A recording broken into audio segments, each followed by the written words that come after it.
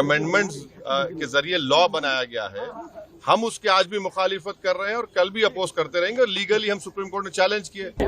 हम पूरे उस बिल को उस एक्ट को अनकॉन्स्टिट्यूशनल मानते हैं और ये आर्टिकल 25, आर्टिकल 26, 14 और 15 और 29 का ग्रेव वायलेशन है। ये हम पहले से ही बोल किया है और आज फिर आपके सामने रिट्रेट कर रहा हूँ। No. See. Let us be very careful. The Honorable Supreme Court, as rightly pointed out by my counsel, Mr. Nizam Pasha, the Supreme Court has said that the Central Waqf Council and the State Waqf Boards will not be constituted. Waqf by user cannot be deleted. Now, there are other provisions also which we as a party have come to the Honorable Supreme Court that calling it unconstitutional.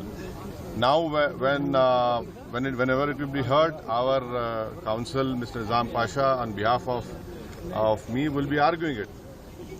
As you know very well, that during the deliberations of the Joint Working Committee, I have given a Dyson report opposing all the amendments that were proposed by the government.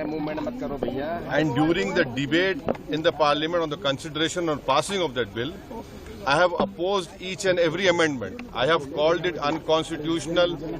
I still call this law as unconstitutional, as violating the fundamental rights of Article 14, 15, 25, 26 and 29. So our legal battle will continue to ensure that this act, against this act will continue. देखिए सवाल आपको पूरे उस कानून को समझने की जरूरत है। अब 5 साल का मुसलमान प्रैक्टिसिंग रहेगा। 5 साल प्रैक्टिसिंग मुसलमान का तो रहेगा। अब उसको कौन डिसाइड करेगा? अब कोई महिला है, उसको कौन डिसाइड करेगा? तो ऐसे कई उसमें जो अमेंडमेंट्स के जरिए लॉ बनाया गया है, हम उसके आज भी मुखालिफत कर रहे हैं और कल भी अपोज करते रहेंगे। और लीगली हम सुप्रीम कोर्ट में चैलेंज किए। हम उसको उन तमाम चीजों को violation of the fundamental rights मानते हैं।